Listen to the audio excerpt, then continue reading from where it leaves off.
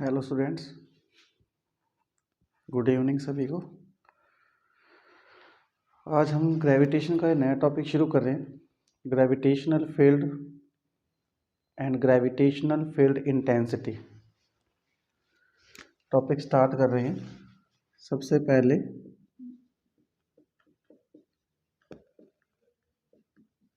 Gravitational field. Gravitational field क्या है?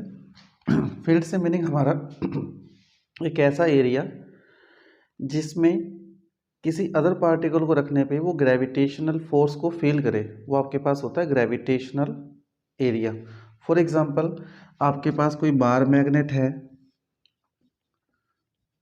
और इस बार मैग्नेट के पास अगर हम कोई मेटल सब्सटेंस रखें तो ये मेटल सब्सटेंस एक लिमिटेड डिस्टेंस के बाद ही इसे अट्रैक्ट होगा। फॉर एग्जांपल, ये यहाँ पे पहले हमने रखा, प्रेजेंट किया इसको, फिर इसके बाद इसको यहाँ पे प्लेस्ड किया, फिर यहाँ प्लेस्ड किया, तब तक ये मेटेलिक सब्सटेंस इस बार मैग्नेट से यानी मैग्नेट से अट्रैक्ट नहीं हो रहा था। लेकिन जैसे ही हमने इस पॉइंट पे इस मेटेलिक सब्सटेंस को रखा या इसके बाद किसी भी पॉइंट पे रखा यहाँ पर, तो ये इससे अट्रैक्ट हो रहा था। तो बार मैग्नेट के से एक फिक्स्ड डिस्टेंस से पहले ये अट्रैक्ट नहीं हो रहा था, उसके बाद ये अट्रैक्ट हो रहा है। तो ये इसके आसपास का ये जो रीजन है जिसके अंदर किसी मेटेलिक सब्सटेंस को रख देंगे तो वो इस बार मैग्नेट से अट्रैक्ट होगा, वो इसका क्या होता है? मैग्नेटिक फील्ड होता है। क्या होता है वो? इसके अराउंड मैग्नेटिक फील्ड। मैग्नेट के अराउंड एक ऐसा एरिया जिसमें किसी मेटल के सब्सटेंस को रखने पर वो उसको अट्रैक्ट करे, वो उसका होगा मैग्नेटिक फील्ड। तो सिमिलरली हमारे पास कोई एक बॉडी है,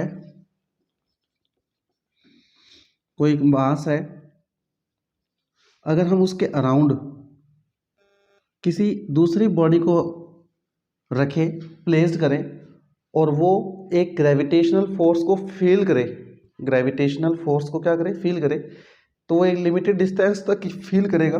तो जितने जितने एरिया तक वो अपने अराउंड उस दूसरी बॉडी पर, अनदर बॉडी पे ग्रेविटेशनल फील्ड अप्लाई कर सकता है, तो वो पूरा उसका अराउंड जो एरिया होगा वो उसका ग्रेविटेशनल फील्ड होगा। तो इसका मीनिंग क्या हुआ? इसका मीनिंग हुआ the area around a body in which other body feel experience a gravitational force which is called gravitational field। इसकी डेफिनेशन मैं यहाँ राइट कर देता हूँ, आपको डेफिनेशन क्या होगी बता देते हैं इसकी।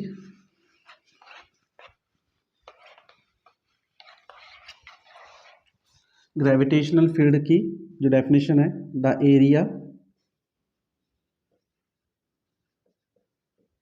around a body in which other particle other object is being experienced gravitational force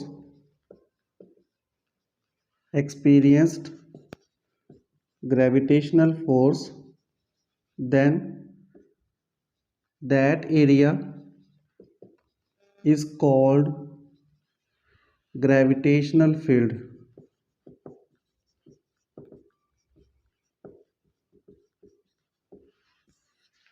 The area around a body in which other particle object, ये जो पार्टिकल रखा है, जो ऑब्जेक्ट रखा है, वो क्या करे? एक्सपीरियंस करे, फील करे।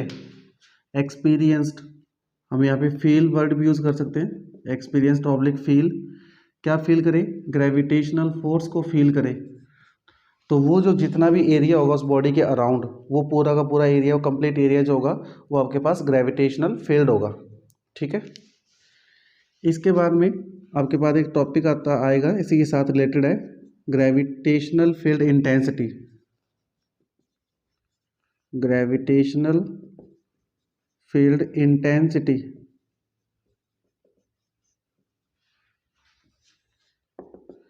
Gravitational field intensity. Gravitational field intensity को हम अगर डिनोट करना चाहें तो उसको डिनोट करते हैं ई जी से। ई जी, जी मतलब ग्रेविटेशनल है मीनिंग, ई मतलब इंटेंसिटी को ई जी से, ग्रेविटेशनल फील्ड इंटेंसिटी को ई जी शो करता है, इंटेंसिटी को ई जी शो कर रहे हैं, और ग्रेविटेशनल को जी से। अब ग्रेविटेशनल फील्ड इंटेंसिटी क्या है?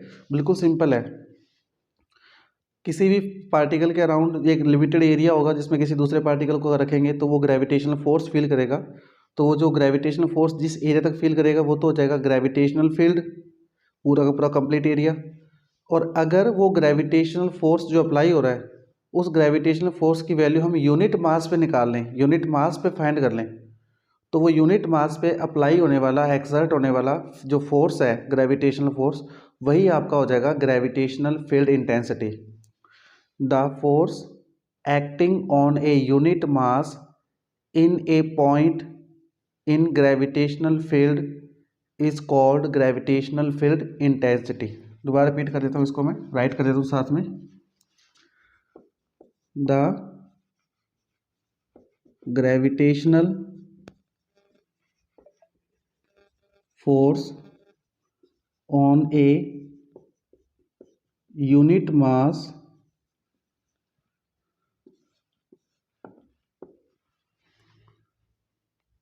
in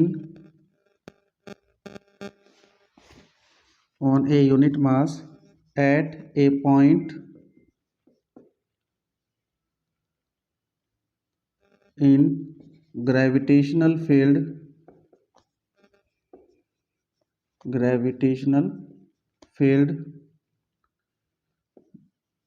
then gravitational field is called gravitational field intensity. Gravitational field intensity. The gravitational force acts on, यहाँ पे वर्ड यूज कर लेना, the gravitational force acts on unit mass, किस पे? यूनिट मास पे। The gravitational force acts on a unit mass at A point in gravitational field. Gravitational field में कोई unit mass present है, उसके ऊपर जो ग्रेविटेशनल फोर्स अप्लाई होगा, बस ग्रेविटेशनल फोर्स जो अप्लाई हो रहा है उसकी मैग्नीट्यूड लेना है, लेकिन उस कंडीशन में आपके पास जो मास जिस पे वो फोर्स एक्सर्ट हो रहा है उस मास की वैल्यू कैसे होनी चाहिए? Unit 1 kg।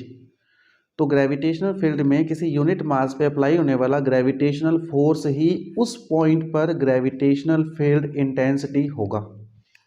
अब इसका फॉर्मूला अगर ड्राइव करें हम तो बिल्कुल इजी है। फॉर्मूला क्या होगा देखिए, suppose that capital F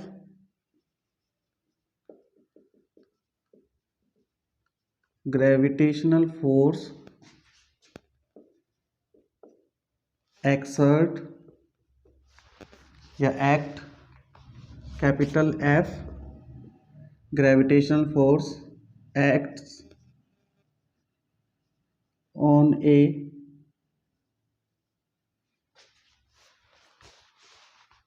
body of m mass। हमने सपोज कर लिया कि कैपिटल F फोर्स एक्ट कर रहा है किसी बॉडी पर, उस बॉडी का मास कितना है? m है।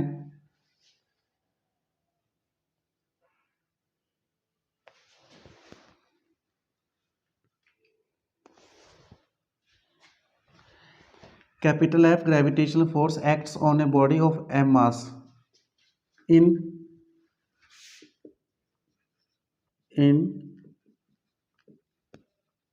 Gravitational field. ये लाइन हमने सपोज कर ली, तो कैपिटल M मास पे कितना फोर्स एक्सर्ट हो रहा है? Capital F। हम तो राइट कर सकते हैं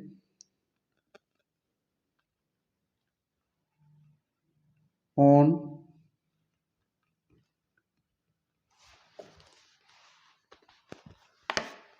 कैपिटल एम मास पे जो फोर्स अप्लाई हो रहा है वो कितना है आपके पास, कैपिटल एफ है। कैपिटल एम मास पे जो फोर्स एक्सर्ट हो रहा है वो कैपिटल एफ है।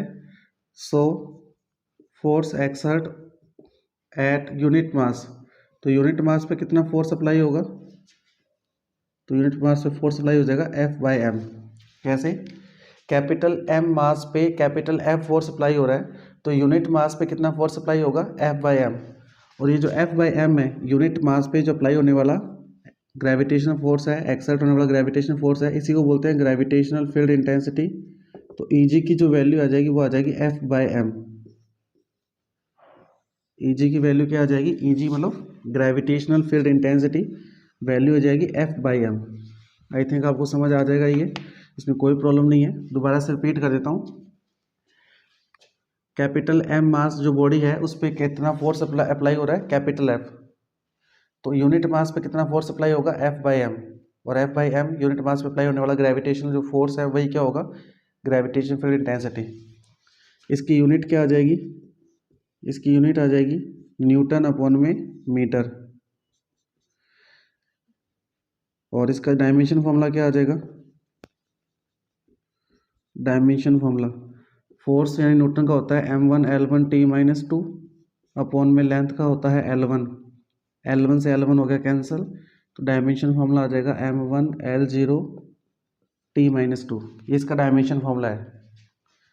और ग्रेविटेशनल फील्ड इंटेंसिटी एक आपके पास वेक्टर फिजिकल क्वांटिटी है, Eg is a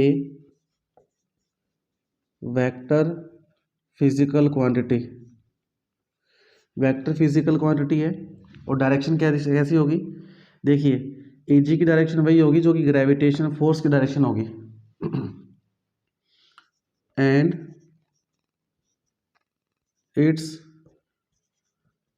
direction is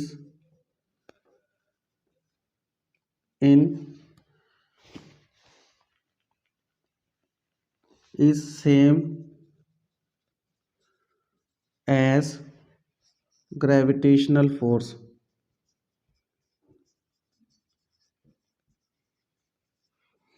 इसकी जो डायरेक्शन है ग्रेविटेशनल फोर्स की डायरेक्शन में होगी, क्योंकि Eg जो है वो एफ बाई एम है, तो आपके पास फोर्स की डायरेक्शन जो होगी वही आपके पास Eg की डायरेक्शन होगी। तो जहाँ ग्रेविटेशनल फोर्स अप्लाई होगा सेम डायरेक्शन में ग्रेविटेशनल फील्ड इंटेंसिटी होगी, and its direction is same as gravitational force. तो ये आपके पास ग्रेविटेशनल फील्ड इंटेंसिटी की डेफिनेशन, उसका फॉर्मूला, उसकी यूनिट और डायमेंशन फॉर्मूला कंप्लीट हो गया विद डायरेक्शन। अब हम टॉपिक करते हैं इसका जो मेन टॉपिक है आपके सिलेबस के according.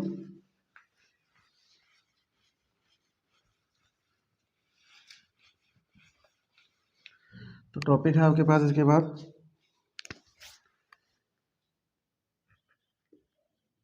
Gravitational field intensity due to a solid sphere.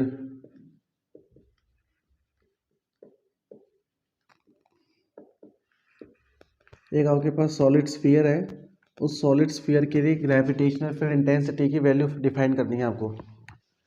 Gravitational field intensity due to a solid sphere. Solid sphere के लिए फॉर एग्जांपल आपके पास हमने एक सॉलिड स्फीयर सपोज कर लिया, ये सॉलिड स्फीयर है कैपिटल एम मास का, इसका जो मास है वो कैपिटल एम है, ये इसका सेंटर है और इसकी ये रेडियस है। तो इसके लिए अलग अलग केस होते हैं। केस क्या होता है, एक बार जब पॉइंट बाहर हो, एक बार पॉइंट जब इसकी सरफेस पे हो, एक बार पॉइंट जब इसकी इनसाइड हो। पॉइंट की जो डिस्टेंस होती है सेंटर से हम स्मॉल आर सपोज करते हैं, रेडियस कैपिटल आर है, तो ये केस तो हो जाएगा जब small R greater than capital R हो। Small R greater than capital मतलब पॉइंट आउटसाइड द स्फीयर है। एक पॉइंट हो जाएगा जब small R equal to R हो, यानी पॉइंट सरफेस पे आ जाएगा तो रेडियस जो स्फीयर की है और जो पॉइंट की डिस्टेंस है वो दोनों सेम हो जाएगी। और एक हो जाएगा small R less than capital R हो, स्मॉल आर पॉइंट की डिस्टेंस है, कैपिटल आर रेडियस है, और स्मॉल आर अगर लेस देन है कैपिटल आर से, इसका meaning point inside the sphere है। तो ये तीन केसेस हैं। इन 3 केसेस के बेस पे हम इस टॉपिक को ड्राइव करेंगे।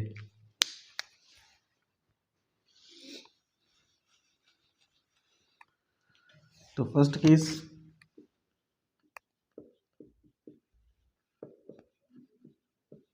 when small r greater than capital R, that means the point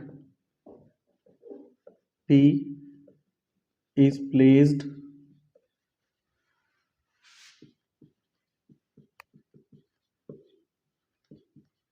outside the sphere.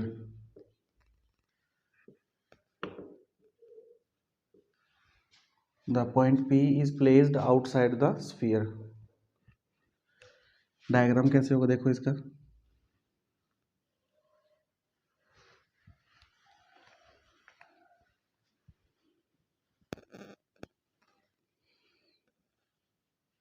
ये कैपिटल आर रेडियस का एक सॉलिड स्फीयर है, ये इसका सेंटर पॉइंट है। सॉलिड स्फीयर है तो हम इसको फिल कर देते हैं। तो ये आपके पास सॉलिड स्फीयर है।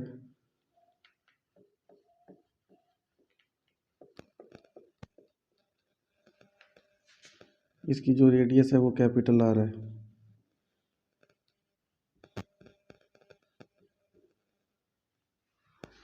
और हमारे पास जो केस के अकॉर्डिंग अगर बात करें तो हमारा जो केस है वो ये है कि पॉइंट जो है आउटसाइड द स्फीयर है, पॉइंट आउटसाइड द स्फीयर है। तो ये पॉइंट है P और इसकी सेंटर से डिस्टेंस स्मॉल r है। तो क्लियरली पता लग रहा है स्मॉल r की जो वैल्यू है कैपिटल R से ग्रेटर देन है, ज़्यादा है, क्योंकि पॉइंट बाहर है तो डिस्टेंस बड़ी है कैपिटल R से। इस पॉइंट पे आपको ग्रेविटेशनल फील्ड इंटेंसिटी फाइंड करनी है। ग्रेविटेशनल फील्ड इंटेंसिटी फाइंड करने के लिए हम यहाँ पे पॉइंट P पे एक स्मॉल m मास सपोज कर लेते हैं।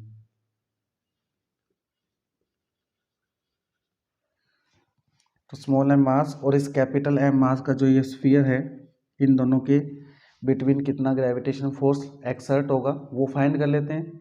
फोर्स एक्सर्ट आ गया, जितनी वैल्यू आएगी एक्सर्टेड फोर्स की, तो हम m से डिवाइड करके ग्रेविटेशन फील्ड इंटेंसिटी फाइंड कर लेंगे। तो हम राइट करते हैं द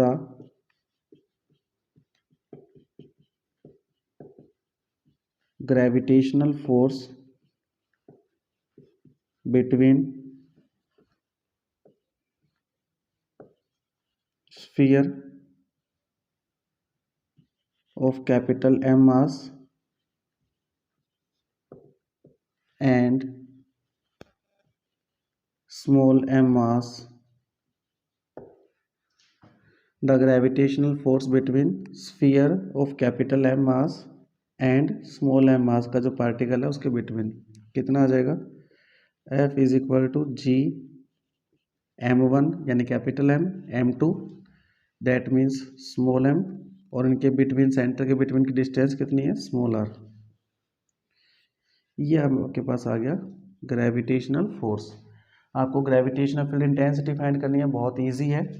आप राइट करेंगे we know that gravitational field intensity Eg is equal to capital F by small m। Eg is equal to capital F by small m। अभी formula drive किया था, F की वैल्यू पुट करो। ये तो F की value है, upon में स्मॉल m ये रहा, वैल्यू पुट कर दी बाय 1 से, m से m क्या हो गया, कैंसल। तो आपके पास ग्रेविटेशनल फील्ड इंटेंसिटी की वैल्यू आ गई G कैपिटल M अपॉन में small r square. G capital M upon में स्मॉल r स्क्वायर। ये इक्वेशन नंबर कैपिटल A है, मेन इक्वेशन है। तो किसी सॉलिड स्फीयर के बाहर ग्रेविटेशनल फील्ड इंटेंसिटी कितनी होती है उसका फॉर्मूला आपके सामने है, capital G capital M upon में स्मॉल r स्क्वायर।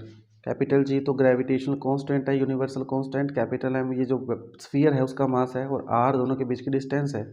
तो ये आपके पास फॉर्मूला है Eg is equal to capital G capital M upon में small r square. Outside the sphere का आपके पास टॉपिक कंप्लीट हो चुका है। इसी के बाद हम दूसरा टॉपिक करेंगे, अब इसका सेकंड केस करेंगे। तो मैं इसको रब कर देता हूँ। या इसी में थोड़ा सा चेंज कर देते हैं क्योंकि बिल्कुल सेम टॉपिक है। देखिए case second, when small R equal to capital R that means point P is placed at surface of the sphere. इस बार जो पॉइंट पी है वो स्फीयर की सरफेस पे है, यानी यहाँ है। तो हमने यहाँ पे स्मॉल एम मास रख दिया, स्मॉल एम मास पार्टिकल रख दिया। अब देखिए पॉइंट की जो डिस्टेंस होती है वो स्मॉल आर होती है, हमेशा हम सपोज करते हैं स्मॉल आर पॉइंट की डिस्टेंस। लेकिन क्योंकि पॉइंट की डिस्टेंस कैपिटल आर के इक्वल है, क्योंकि सेंटर से सर्कमफ्रेंसेस के जो सर्कमफ्रेंसेस होता है इसका, वो सर्कमफ्रेंसेस और इस सेंटर के बिटवीन जो डिस्टेंस होती है वो कैपिटल आर होती है, रेडियस। क्योंकि ये पॉइंट भी यहीं पर आ गया इसलिए small R equal to capital R आ जाएगा। अब आपने स्टार्ट यहीं से करना है, the gravitational force between capital M mass of sphere और स्मॉल एम मास के बिटवीन। तो यहाँ पे क्या आएगा, फॉर्मूला तो ये बनेगा, बट यहाँ आपको पता है कि स्मॉल आर क्या है, कैपिटल आर के इक्वल है, तो आप कैपिटल आर पुट कर देंगे। फिर आप राइट करेंगे we know that E G equal to this, ये वैल्यू पुट करेंगे आप बाय 1 से, तो ये वैल्यू आएगी, एम से एम कैंसिल, तो बस यहाँ कैपिटल आर आ जाएगा, यहाँ क्या आ जाएगा, कैपिटल आर। ये आपके पास इक्वेशन बी आ जाएगी, ये क्या आ जाएगी, इक्वेशन बी। तो इक्वेशन बी के लिए फॉर्मूला क्या आ गया, E G is equal to capital G capital M, ये तो सेम ही है। डिस्टेंस चेंज होगी, पहले स्फीयर के बाहर था तो स्मॉल आर डिस्टेंस थी, इस बार पॉइंट स्फीयर के सरफेस पे आ गया तो डिस्टेंस क्या आ गई, कैपिटल आर आ गई, तो कैपिटल आर स्क्वायर आ गया। ये आपके पास 2 टॉपिक हो चुके हैं ग्रेविटेशनल फील्ड इंटेंसिटी के। आई थिंक बिल्कुल ईजी है, कुछ भी मुश्किल नहीं है, सिंपल सा टॉपिक है। फिर भी कोई डाउट हो तो आप मुझे कमेंट करके बता सकते हैं, हम उसका सॉल्यूशन नेक्स्ट वीडियो में कर लेंगे। Last and final third case,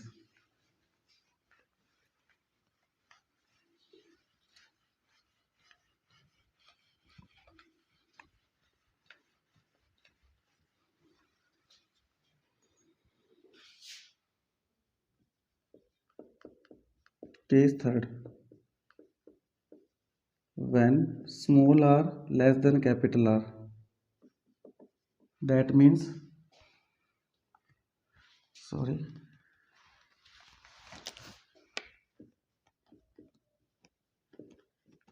when small r less than capital R, that means point P is placed inside the sphere,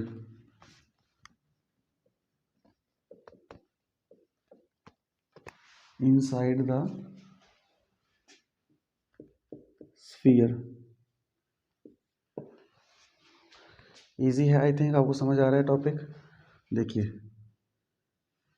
ये आपके पास वही कैपिटल एम मास का सॉलिड स्फीयर है,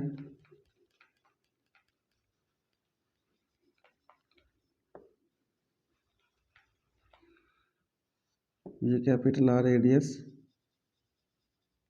सेंटर पॉइंट, ये कैपिटल एम मास, और इस बार पॉइंट पी यहाँ placed है, तो हमने यहाँ पे स्मॉल एम मास का पार्टिकल प्लेस्ड कर दिया। और पॉइंट की सेंटर से डिस्टेंस कितनी है, स्मॉल आर है।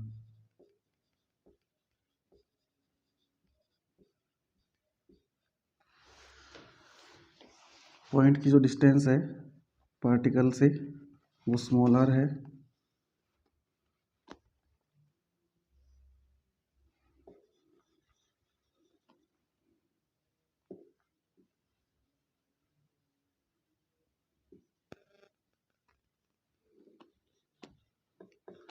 अब देखिए इन दोनों के बिटवीन कितना ग्रेविटेशनल फोर्स वर्क करेगा।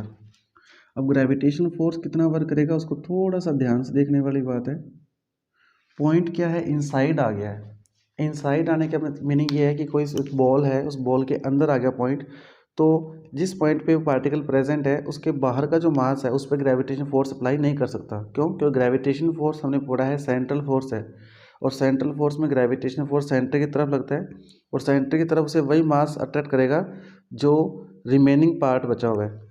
तो ये जो स्मॉल आर रेडियस का, ये अगर मैं स्मॉल आर रेडियस का एक यहाँ पे स्फीयर ड्रॉ कर लूँ, तो ये स्मॉल आर रेडियस का जो पार्टिकल इस रेडियस के पे कहीं भी प्रेजेंट हो जाए, ये इतना इतना मास, जिसे मैं कंप्लीटली डार्क कर रहा हूँ, ये स्मॉल आर रेडियस का जो इतना इतना मास है, ये वाला पार्ट, ये इसको सेंटर की तरफ क्या करेगा, अट्रैक्ट करेगा। किसको, स्मॉल एम मास को।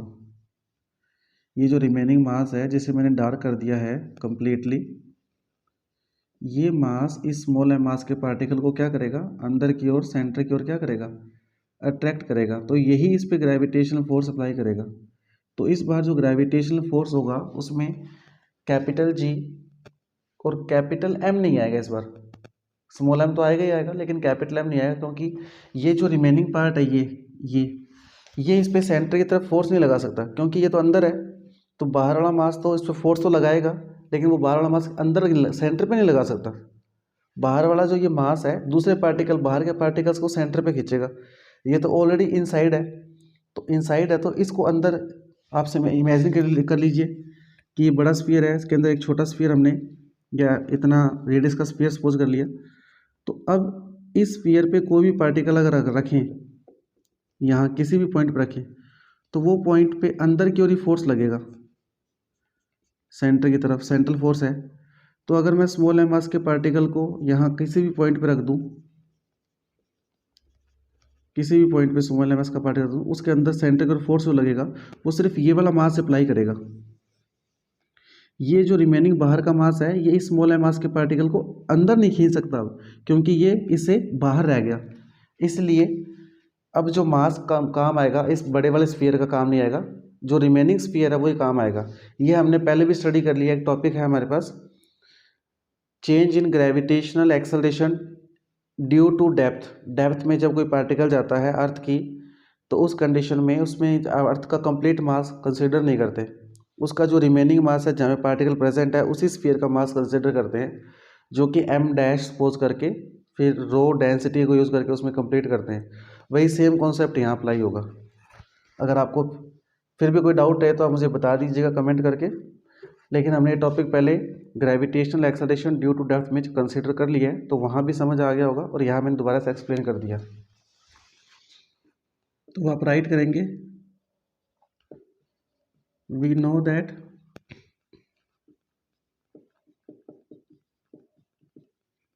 ग्रेविटेशनल फोर्स कैपिटल एफ, ये आ जाएगा कैपिटल जी,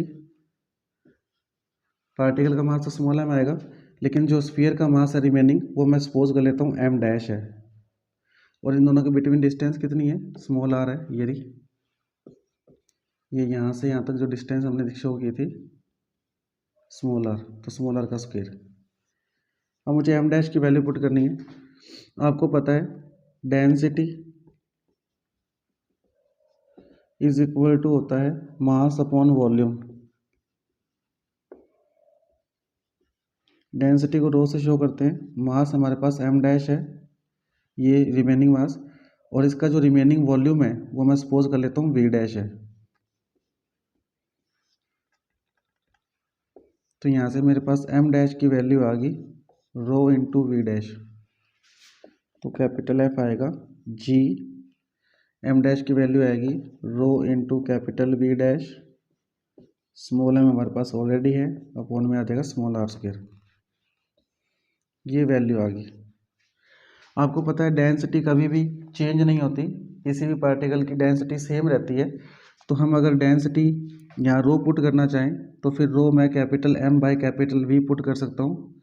कैपिटल एम तो क्या है, total mass of earth, sorry total mass of sphere, upon में कैपिटल वी है टोटल वॉल्यूम ऑफ स्फीयर।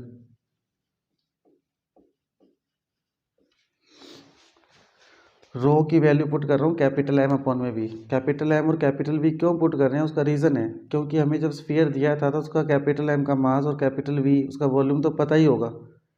अगर डेंसिटी क्वेश्चन में गिवन है तो डेंसिटी डायरेक्ट क्वेश्चन हो जाएगा, अगर डेंसिटी नहीं गिवन है, आपको उसका कैपिटल आर रेडियस दे दी कंप्लीट, तो हम उसका कैपिटल वॉल्यूम और कैपिटल मास फाइंड करके उसकी वैल्यू को पुट कर सकते हैं।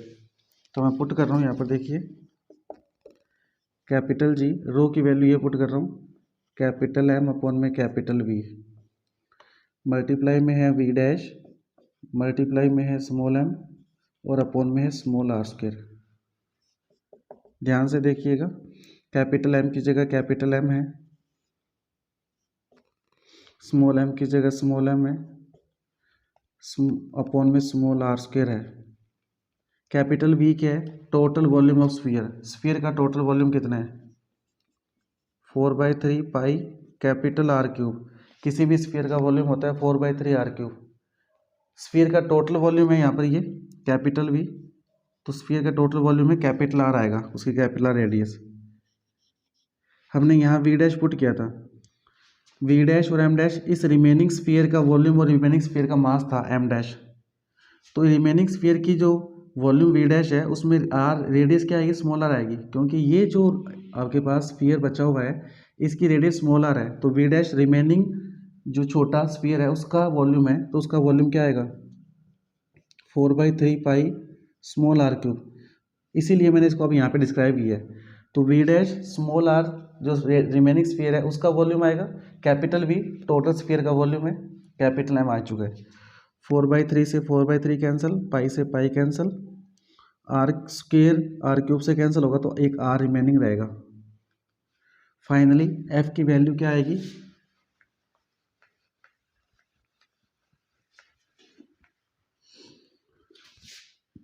फाइनली जो एफ की वैल्यू आएगी G capital M small M और यहाँ पे एक स्मॉल आर रिमेनिंग है, यहाँ पे आर स्क्वेयर से आर क्यूब कैंसिल हुआ तो एक आर रिमेनिंग रह गया और अपॉन में आ जाएगा capital R cube.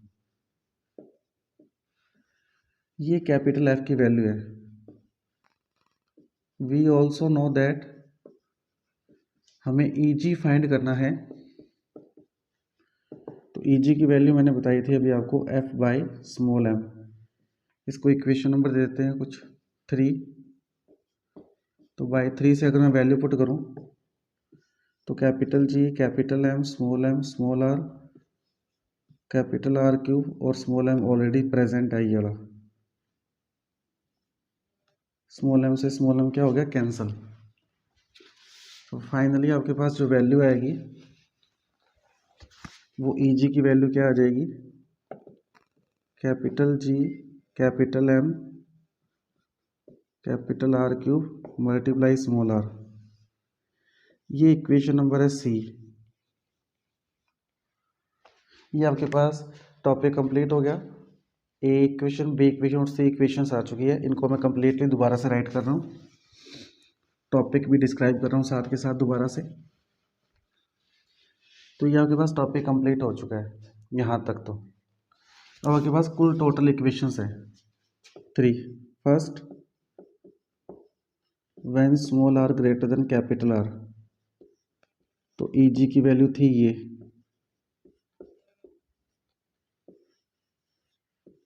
Equation number A थी ये।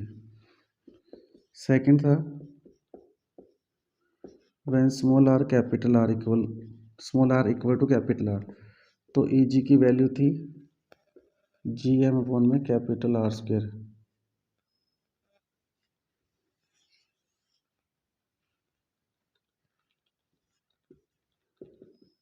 और last and final third, when small R less than capital R, तब ई जी की वैल्यू क्या है? कैपिटल जी एम अपॉन में आर क्यूब इंटू में स्मॉल आर। ये इक्वेशन नंबर सी। ये 3 इक्वेशंस है। इसमें पॉइंट आउटसाइड है स्फीयर के, इसलिए हम इसको राइट कर सकते हैं ई जी आउट। इसमें पॉइंट सरफेस पे होता है, इसलिए हम राइट कर सकते हैं इसको ई जी सरफेस। और इसमें जो पॉइंट है इनसाइड होता है, तो हम इसको राइट कर सकते हैं ई जी इनसाइड। ये थोड़ा सा इनमें डिफरेंस हो गया। तो ये आपके पास टॉपिक हो गया कंप्लीट। इसका ग्राफ प्लॉट करना चाहें तो हम ग्राफ भी प्लॉट कर सकते हैं। ग्राफ कैसे प्लॉट कर सकते हैं? देखिए,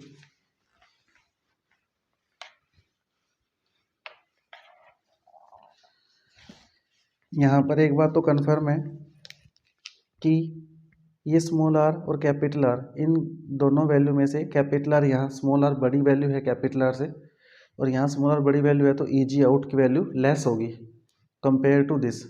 इसका मीनिंग इन दोनों में ई जी सरफेस मैक्सिमम है और ई जी आउट कम है। क्यों कम है? क्योंकि small R greater than capital R से है, जो बड़ी वैल्यू है, बड़ी वैल्यू से डिवाइड करेंगे तो वैल्यू स्मॉल आएगी, तो ई जी आउट स्मॉल है compare to E G S.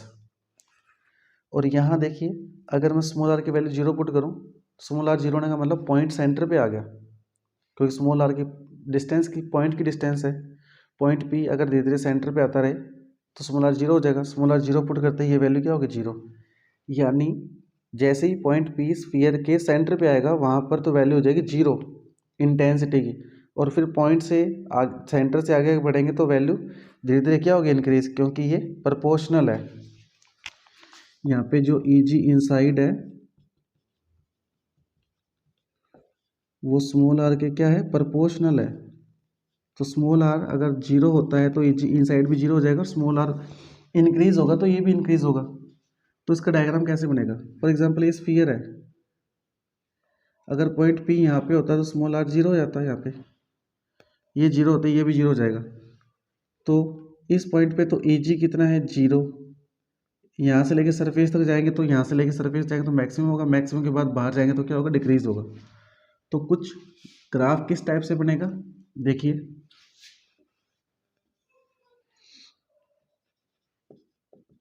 ये small R equal to R की कंडीशन, मैंने यहाँ पे स्मॉल आर डिस्टेंस ले ली एक्स एक्सिस पर मीटर में,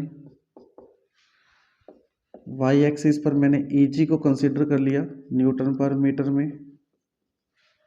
ये small R equal to R है, इसके बाद क्या हो जाएगा? Small R greater than capital R, और इससे पहले small R less than capital R, और इस पॉइंट पे small R equal to zero, क्योंकि सेंटर है।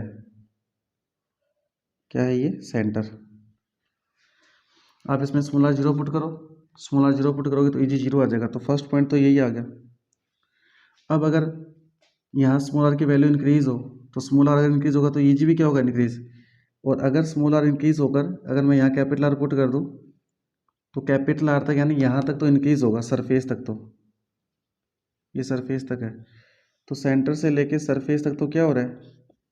जो ई जी इनसाइड है वो स्मॉल आर के प्रोपोर्शनल है, तो उसका जो ग्राफ है स्ट्रेट लाइन बनेगा, क्योंकि प्रोपोर्शनल ग्राफ हमेशा ओरिजिन से पास आउट एक स्ट्रेट लाइन होती है, ये आप लोगों को पता भी है।